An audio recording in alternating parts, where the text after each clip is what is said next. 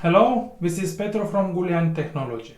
Today I would like to show you how to configure an Ether channel using LACP on Cisco devices. So make sure to watch to the end. Don't forget to subscribe to my channel, like this video and visit my website gulian.uk.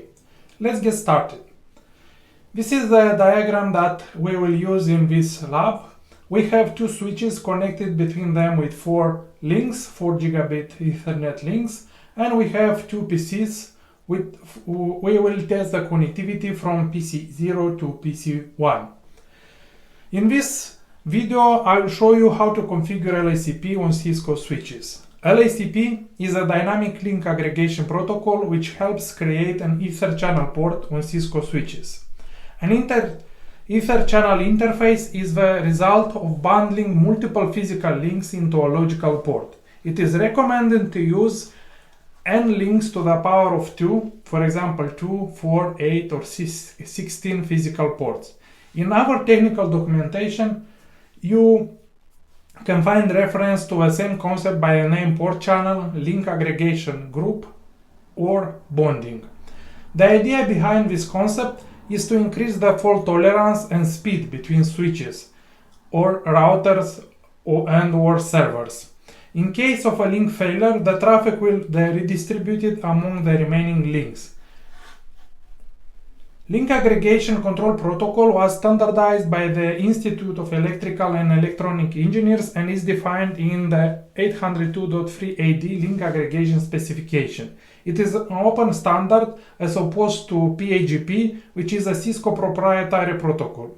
It is used for dynamically establishing an Ether channel port on Cisco switches and or our devices. You can use this protocol in a mixed environment. It is supported by multiple network equipment vendors like Juniper, for example. So let's get started. The first thing that we'll do is we will check the connectivity, we'll check the status of the interfaces. We will start with switch 0. So I will run the command show interface status. I have 4 interfaces: GI0/0, GI0/1, GI0/2, GI0/3, and the interface GI1/0, which is connected to PC0 and is configured as an access port in VLAN 10. The other 4 interfaces are configured as a trunk port. The same configuration is already applied on switch 1. I will run the same command, show interface status. All ports are in connected state, in connected status. I will use the first ports for LACP. I will configure LACP on these 4 ports, and the port GI1/0 is used for connectivity to PC1. This port is also an access port and is part of VLAN 10. So let's get started. First we will check the spanning tree protocol. I will check the spanning tree protocol for VLAN 1. Show spanning tree VLAN space 1. Right now on switch 0, as you can see, all 4 ports are in a forwarding state. Let's see what we have on switch 1. Show spanning tree VLAN 1. As you can see, on switch 1, from 4 ports, only a single port is in forwarding state. All other ports are in blocking states. This means that from 4 links, only a single link is used and traffic is sent only a single link. This is not very beneficial for us because all of the 3 other links are not utilized, and in case port GI0/0 is changing its status to down from for example, an STP calculation will take place and the some traffic will be dropped until the new port will be elected as a role port and will change its state to forwarding status. We will check the same, we will run the same commands after configuring the LACP. Right now, as I mentioned, from 4 ports, only 1 is in forwarding state, the other 3 are in blocking state. After configuring the LACP, we will have all of the links which are part of the LACP in a forwarding state. But let's wait until we configure the LACP. Don't believe me. We will confirm this together. So, in order to configure LACP, you need to go to the. You need first to go in the global configuration mode by running the command conf terminal, and you need to select the interfaces for which you want to configure the LACP. I will use the 4 interfaces starting with GI0/0, and I will configure GI0/0, GI0/1, and GI0/2, and finally GI0/3. You can configure these interfaces one by one, or you can use the range command. I will use the command interface range GI0/0/3, and in order to configure LACP, you need to run the command channel group. Select a group number for the new interface. I will select the number 1, and after you have mode, and here, as you can see, you can configure the interface. You can create an EtherChannel in 3 different modes. You can use on to enable EtherChannel only. This will be a manually configured EtherChannel. You can configure it using pagp, which I mentioned, that is a Cisco proprietary protocol, or you can use LACP. For LACP, I will select channel group 1 mode active. In this mode, the LACP is unconditionally negotiated. The switch will start sending and receiving LACP packets.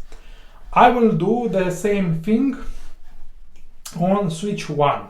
Right now, as you can see, line protocol on all interfaces went down, and we can see that the new interface, as you can see in the message, the LACP currently is not enabled on switch 1. This is why we are seeing this log message. Now let's go to switch 1 and configure the same command. I will use the interface range option GI0/0/3, and I will use the channel group 1 mode, and here I will select the passive option.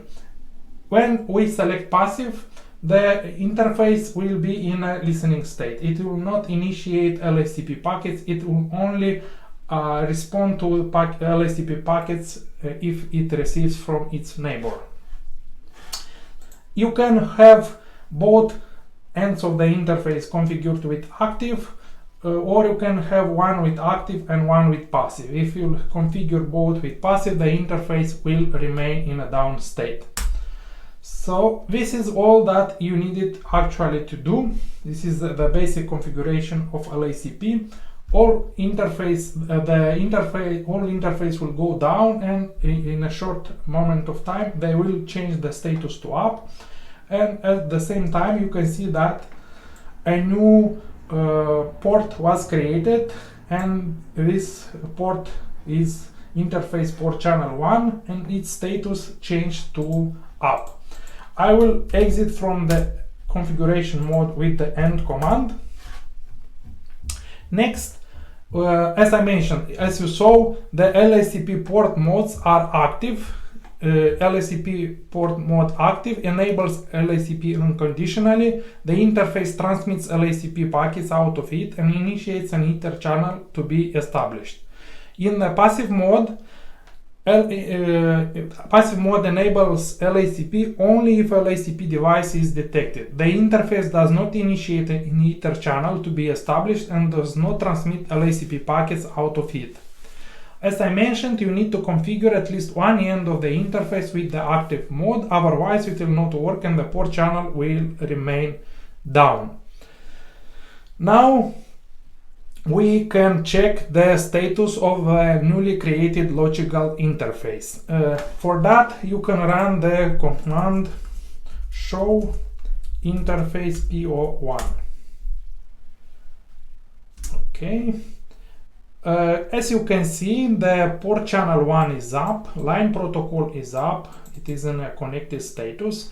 We can see that the bandwidth for this interface is 400 kilobits per second. We can run the same command on switch 1 to confirm that the interface PO1 is in an up state. And we can see that the line port channel 1 is up, line protocol is up. So the port channel interface is in an up state. We can confirm by running the show interface status command as well.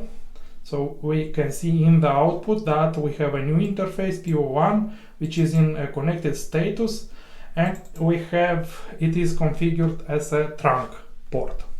As I mentioned, as you saw, we didn't configure the trunk on the new interface.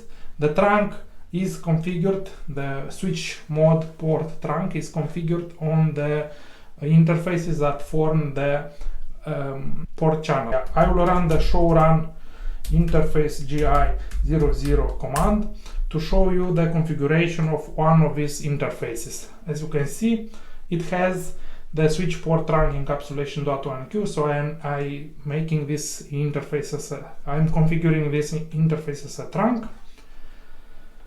And we can see that this interface is part of channel group 1 and the mode is active. If we check on switch 1 the same command, show run interface GI0/0, we'll have a similar command. The only difference is that the channel group 1 is in mode passive. Now I will show you some LACP show commands with which you can check the status of the link aggregation control protocol. So by running the show LACP neighbor command, you can find more details about the neighbor device. You can find the priority of the interface, you can find the ID of the neighbor switch. We have here the device ID. We can find also some flags we have here, as you can see. So S means that the device is requesting slow LACP use, and P means that device is in a passive mode. So here we can see the details for the neighboring switch. If we run the same command on the switch 1, we will see a similar output, but it will be a little bit different. We'll have for the flags SA, A means the device is in active mode, so switch 1 is configured as an active mode, and switch 0 is configured in an active mode, and switch 1 is configured in passive mode. This is why we see here the flags SA for the switch SW0. If you want to check the number of the LACP packets sent and received, you can run the command show LACP counters. Here we can see the number of packets sent and received for each individual interface, which is a member of the port channel. Well, let's run the same command on the second switch. We have it here. What our command? So here, as I mentioned, you can see the device ID of the neighboring switch. If you are interested in the same ID for the local switch, you can run the command show LACP sys ID. So this is the system ID for the local switch. If you want to find what our commands are available on this switch for LACP, you can run show LACP and question mark, and here you will see some other commands that you can use. For example, I can run show LACP internal. Here we can see also the member interfaces which are part of this port channel. We have the state which is bundled. We can see the priority of the interface, and we can see we have the same flags. Now let's check the status of, let's check the STP, the spanning tree protocol, and let's confirm what is the status of the ports. So I'll run the command show spanning tree VLAN 1. Here we have, instead of 4 interfaces, we have a new interface PO1, and the interface is in a forwarding state, and its role is a designated port. Let's run the same command on the switch 1, show spanning tree VLAN 1. Right now, as you can see, we have a single interface which is PO1 instead of 4 member interfaces that we had previously. And right now, as you can see, all of them are in, so the PO1 interface, which is formed by 4 gigabit internet links, is in forwarding status. So all 4 links are utilized in this case. And in case one of the links will go down, the STP will not run the calculation. So from this point of view, the STP will be more stable. So it will not change if one of the interfaces will change its status. Now, if you want to find more details about the EtherChannel port, you can run the command show EtherChannel. So this is one command. Here, as you can see, you can find some information related to the port channel. You can see the group number. You can see the group state R2. This means that it's a layer 2. It's a layer 2 port, a layer 2 interface. You can see the number of ports which are part of this group. We have 4 ports. And we can see that the number of the port channel, which is 1. You can see as well the protocol for this EtherChannel interface, and the protocol in our case is LACP. Now let's run the same command on the second switch. We have a similar output. Another useful command that you can run is summary, which will give you a similar information, but in a format which is easier to read. So we have the group number, we have the port channel and its status, we can see the name of the interface PO1, and we can see the 2 flags here, S meaning layer 2 and U meaning in use. And we can see the protocol, which is LACP, and we can see as well the ports that are part of this bundle. We have port GI0/0, GI0/1, GI0/2, and GI0/3. And all ports, as you can see, are in, we have an P next to them, which means that these interfaces are bundled in a port channel. Another command that is interesting is the show EtherChannel load balance. So this command, you can run this command to check how the traffic will be forwarded over this interface. You can see which algorithm it is using. So show EtherChannel load balance. Right now, as you can see, the load balancing configuration, so the algorithm will look at source and destination IP. So the traffic will be split over the interfaces based on source and destination IP. So if we, in case we'll send traffic from PCE 0 to PC1, because it's the same source and destination IP address, the traffic, all the packets will be sent over a single link. In case we use a different source and a different destination where the traffic will be sent over a different link. So this is in summary what I wanted to show you. Now let's confirm that the PC0 is able to ping PC1. So this is the test that I did before configuring LACP. I will run the same command, ping, and I will run the IP address show command on PC1 to show you that this IP, the IP address 10.1.1.20 is the IP address of PC1, and I will enter the command on PC0. The ping is successful. We transmitted 4 packets and all of them were received, so there is connectivity between PCs. Everything is working as expected. That's it. In this video you have learned how to configure LACP on Cisco switches. If you found this video helpful, please like and subscribe for more Cisco networking tutorials. Thank you for watching it. Bye!